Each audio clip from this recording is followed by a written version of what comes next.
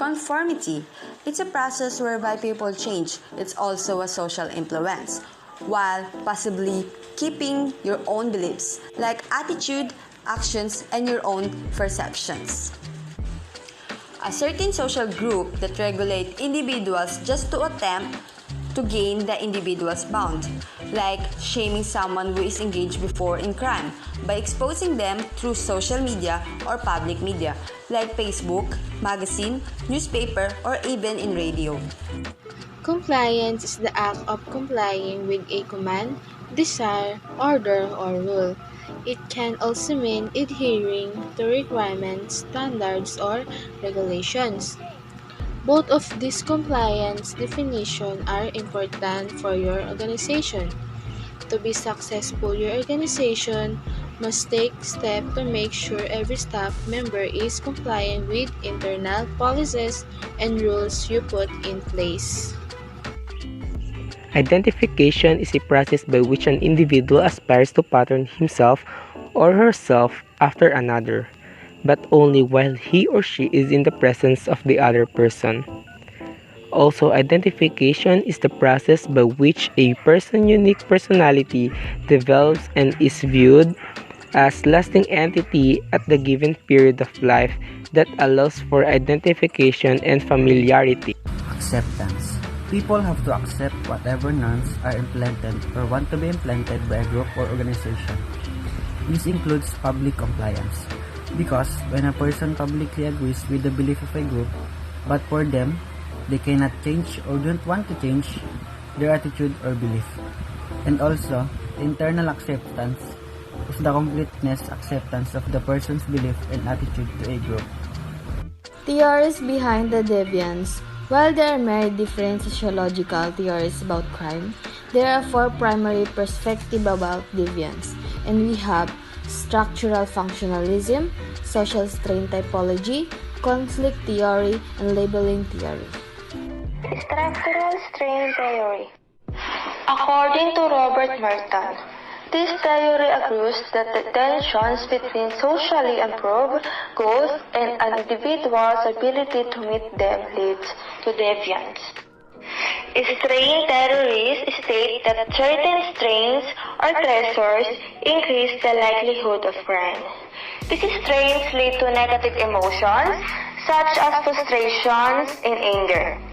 These emotions create pressure for corrective actions, and crime is one possible response. These strains have 5 adaptations. The first one is conformity, the second, innovation, the third, ritualism, the fourth, recruitism, and the fifth is rebellion. Each of these adaptations is a result of interaction a person experiences between culturally accepted goals and socially accepted means of achieving those goals. Subcultural view. A subcultural is a group of people who identify differently from the parent culture from which they stem, frequently preserving some of the parent culture's foundational ideas. Regarding cultural, political, and sexual issues, subcultures create their own norms and ideals. While maintaining their unique qualities, subcultures are integrated into society. Conflict perspective analyzes that deviance emerges because of competing interests between social groups and the maintenance of power among the elites. So, conflict perspective is yung idea na nagka-clash yung different perspective, opinions, and beliefs between deviants and elites sa social group. So, ano nga ba yung deviance? Deviance is the accepted standard, especially in sexual or social behavior in the society. So, ano nga rin ba yung elite? Elite is yung may power sa society, yung upper hand. So, ano nga ba yung perfect example ng conflict perspective? So, maihahalin tulad natin ito sa Catholic religion versus LGBTQ. So, yun yung perfect example ng conflict perspective kasi nagka-clash yung opinion, yung paniniwala nila sa isa't isa. So, sa Catholic religion, naniniwala sila na dalawang gender, dalawang kasarian lang ang ginawa ng Diyos, babae at lalaki.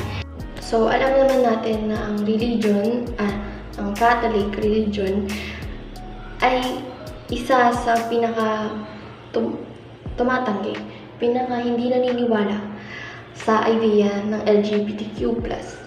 So, ang LGBTQ+ naman is open sila sa lahat. Open sila sa gay, open sila sa lesbian, open sila sa bisexual, open sila sa lahat. So, nagka-clash yung different idea, different perspective, different paniniwala nilang dalawa. So, yun. Conflict perspective. Broken window theory. It suggests a direct relationship between social disorder and deviance, and that maintaining even an appearance of order is sufficient to discourage deviance. Social control and sanctions.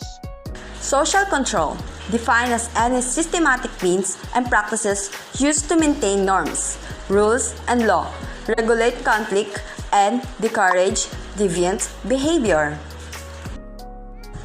A certain social group that regulate individuals to attempt just to gain the individual's bound, like shaming someone who is engaged before in crime by exposing them through social media or public media, like Facebook, magazine, newspaper, or even in radio. Sanction can be used as a verb meaning to authorize or to penalize, or a noun meaning approval or penalty. It is the most commonly used in official context. As a noun referring to a penalty, it is especially applied to situation in which one country's government imposes economic sanction on another to try to force it to comply with laws or certain expectation. Formal sanctions, provided for by laws and other regulations in society. Adoption and implementation of laws help to promote social norms and specify actions that are wrong and should be punished. Every civilization has its own set of rules defining crime and determining how it should be punished. For instance, the death sentence is applied in a number of American states to crimes like murder. In the meanwhile, certain offenses in the Philippines are punishable by the death penalty. But since 2006, the government has chosen to suspend this practice. Additional penalties for offenses include incarceration, exile, fines, and corporal punishment. Informal sanctions, commonly imposed by smaller societies or groups. There are no set of laws or regulation that define the nature of these sanctions, and these are often arbitrarily agreed upon by members of the group or society. Ostracism and social stigma are the most common forms of informal sanctions. An ostracized individual is forcibly isolated from the rest of the society for a certain time. A stigmatized person, on the other hand, still remains within society but is subject to isolation and rejection by other members of society.